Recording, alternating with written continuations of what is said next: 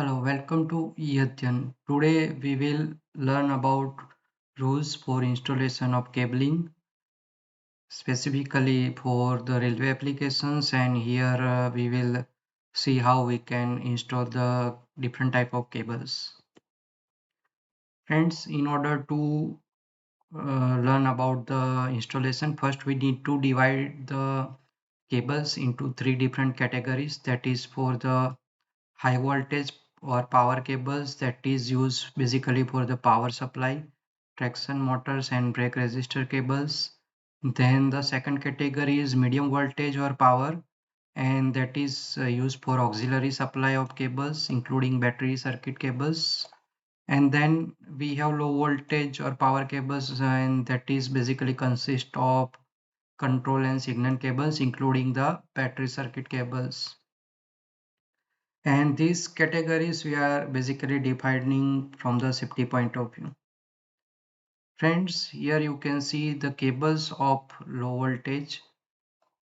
So this can be placed at a distance D. This can be separated with distance D from high voltage or medium voltage cables. So we cannot lay all these cables together, and here we need to separate it with the distance D, and that should be greater than 2D, that is the diameter of this insulation of high or medium voltage cable, or it should be greater than minimum 0.1 meter. Then here you can see we can place two cables side by side if the carrying voltage is 750 volt and insulation voltage is 750 volt. Here also insulation voltage is 750 volt but carrying voltage is 24 volt. So when both cables carrying different voltage but its insulation is of same category, same voltage, then we can place side by side so that it will be separated by insulation of same voltage category. But if the cable insulation is of 750 volt and second is of 24 volt, which is low voltage, and this is high voltage, then we need a separating material in between these two cables before laying it.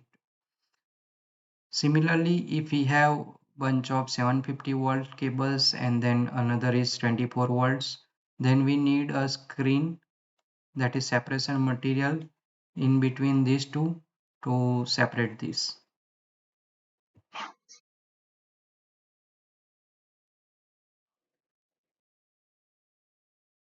Friends, this is the general cable grouping and installation condition where we have these two cables laying away with each other on the perforated cable duct. Here you can see in second condition all cables are side by side touching to each other, whereas in condition 3 all cables are bunched together, one layer above another one, and in fourth condition it is passed through the tubes.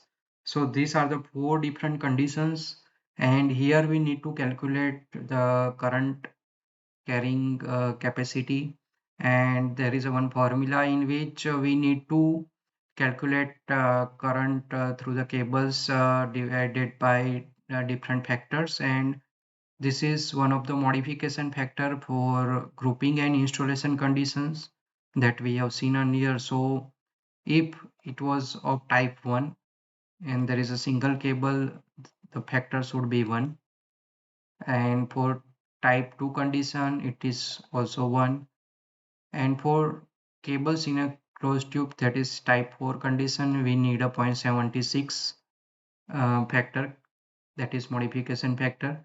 Similarly, for four cables together, we have different factors, and here you can see 8 cables, 12 cables, 16 cables and 17 cables and above together.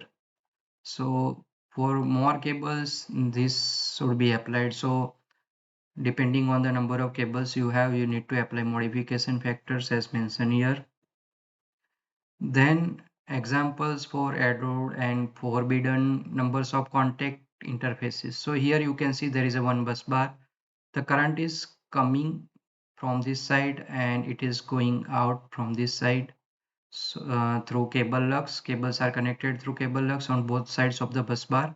So here the number of contact surfaces interfaces relevant to the flow of current is 1, because it is coming from one side and going out.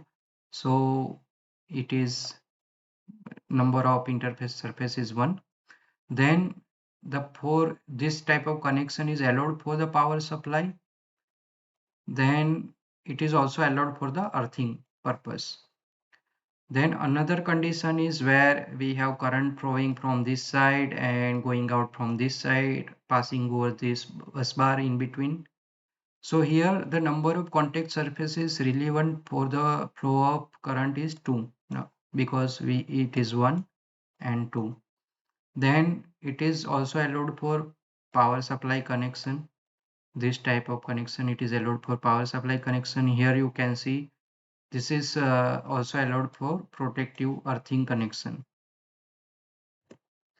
Then we have another example where two conductors, current is flowing from two conductors from one side and coming out from two another conductors on the other side. So here we have number of contact interfaces relevant to the current flow is 2. It is not allowed for the power supply connection. This type of connection is not allowed for the power supply connection, but it is allowed for protective earthing connection. Then we have one conductor, current is coming from one conductor on one side, and then we have one conductor connected on the bottom and two on the top. Here also the number of contact interfaces relevant to the flow of current is 2. It is not allowed for power supply connection. This type of connection is not allowed for power supply connection, but it can be used for protective earthing connections. Friends, unless and otherwise specified by the manufacturer, the pressure applied to the copper conducting part shall be 10 MPa and 20 APa. These figures apply to the both half hard and soft copper. Unless otherwise specified by the manufacturer, the pressure applied to the aluminum should be between 7.5 MPa and 15 MPa. The maximum stress of the metallic nut and bolt shall not exceed 75% of elastic limit of the material. This is for the screw connections where we are fixing the cable locks or bus bars. Then we have EMC categories. So for cable we need to define EMC category A, B and C. A is for power supply cables, B is for medium voltage cable, and C is for lines to signal transmissions, antenna lines, loudspeaker lines, data bus lines. Basically it's a small system cables carrying the data and signals. Friends, minimum distance between the cables of different EMC category. So based on EMC category also we need to define the minimum separation distance between the two cables. And for category A and B, the separation distance should be minimum 0.1 meter. For category A and C, it is minimum 0.2 meter, and between B and C it is minimum 0.1 meter. So this is the minimum distance required based on EMC category. Then we have examples of the cable or plug construction where identification is done by configurations. Here you can see when we define this kind of connections. Here we have color code for the insulations. RD is for red, GN is for green, PK is for black.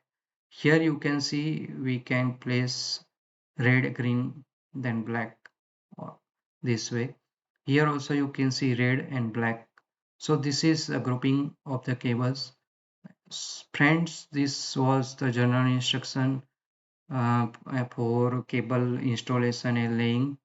So friends, I hope you have liked this.